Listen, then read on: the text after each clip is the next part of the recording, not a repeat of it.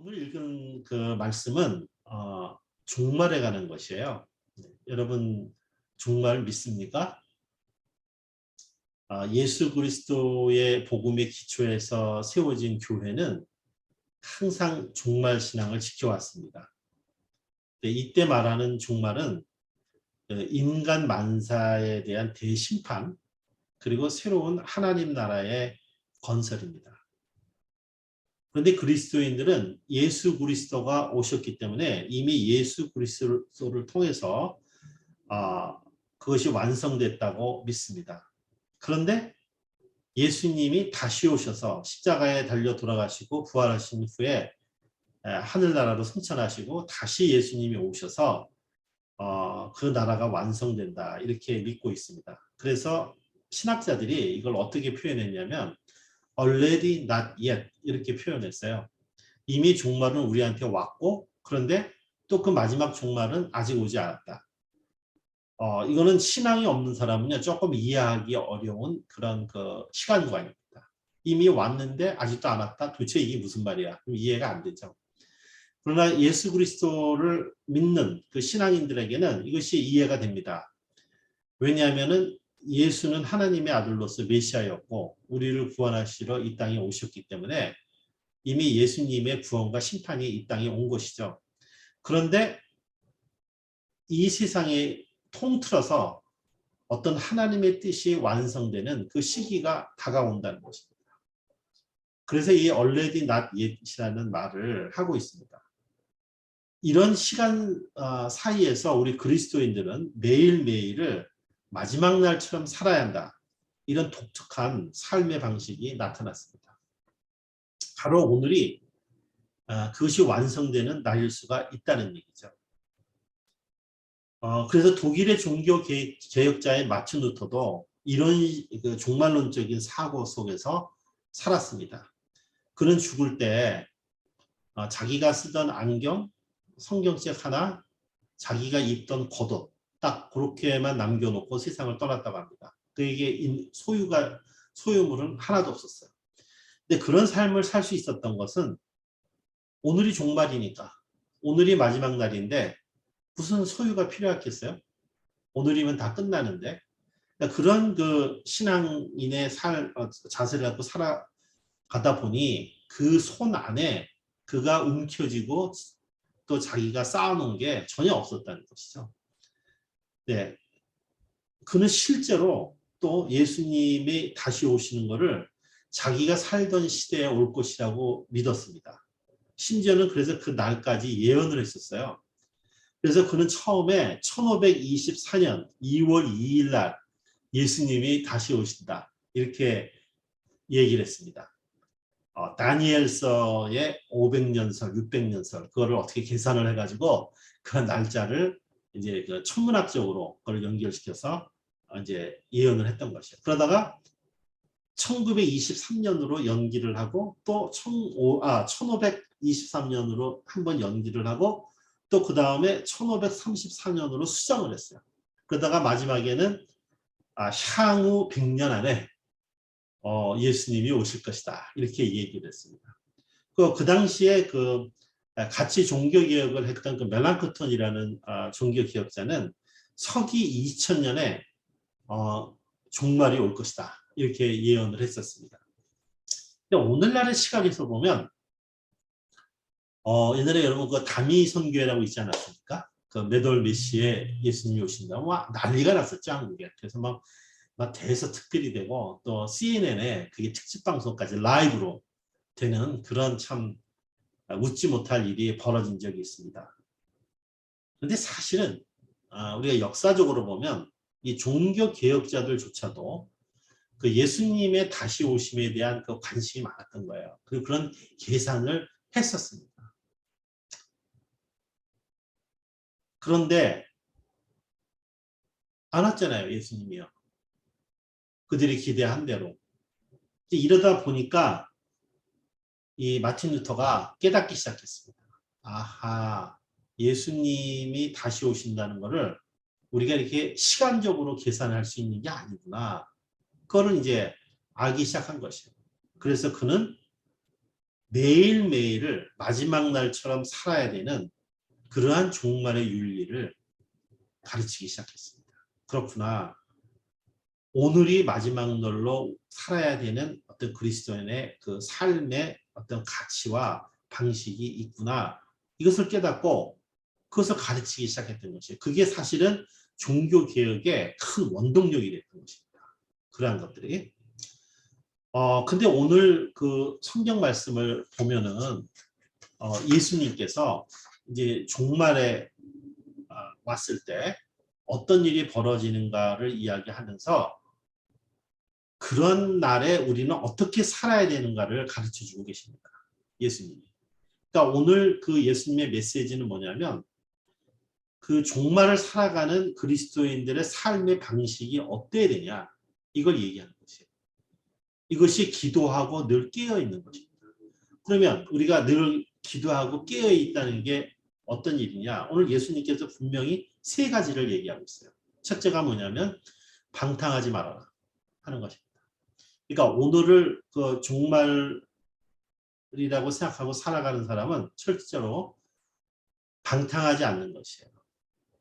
근데 이 방탕이라는 단어가 말입니다. 이 원래 그 헬라어에서 이게 낭비라는 뜻이 있습니다. 낭비하다. waste. 낭비하는 거예요. 그러니까 낭비하는 삶을 살지 말라는 것입니다.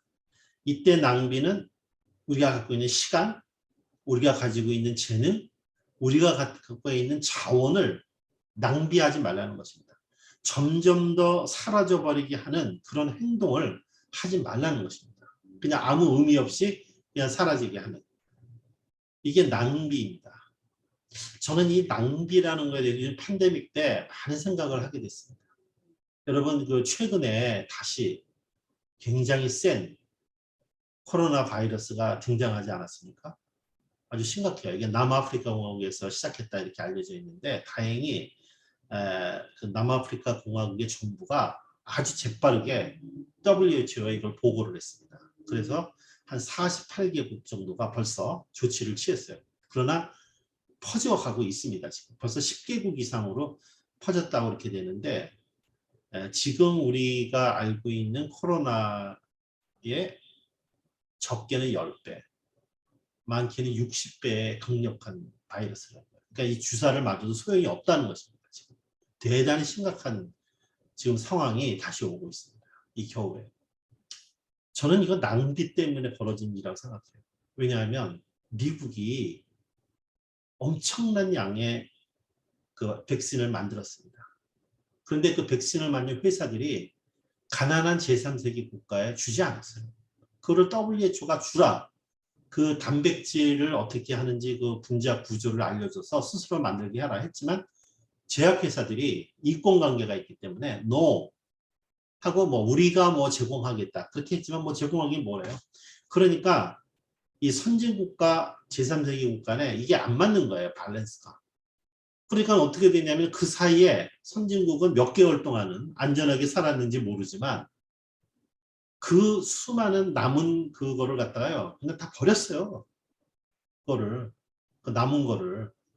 지금 뭐 부스터샷 한다고 하지만 그냥 그 시간이 지나서 못 쓰게 돼가지고 버려진 게 엄청 많습니다. 그거를 재빨리 배에 실어서 아프리카 사람들한테 다 갖다 줬으면 다 같이 건강하면 이런 바이러스를 이길 수 있는 거예요. 근데 그렇게 하지 않으니까 계속 창궐하고 더 계속 강력한 바이러스가 등장하게 되는 것입니다. 결국은 뭐예요? 미국도 죽는 거예요, 같이. 이것이 바로 낭비인 것이에요. 가지고 있는 재능, 가지고 있는 자원을 낭비합니다. 오늘날 얼마나 우리가 자원을 낭비합니까? 쓰레기 더미 속에 우리는 살고 있어요. 일회용 용품 그냥 쓰고 갖다 버리고요. 우리가 갖고 있는 자원을요. 엄청 낭비해요. 지구 보십시오. 이 지구가 지금 기후 문제 때문에 앓고 있지 않습니까? 이러다가 다 같이 죽어버리는 거예요. 네. 이런 그 낭비 속에서 우리는 살아가고 있습니다. 그런데 이 방탕이라는 것이 똑같은 단어입니다. 그렇게 살지 말라는 것입니다. 우리 크리스찬들은 낭비하면 안 됩니다.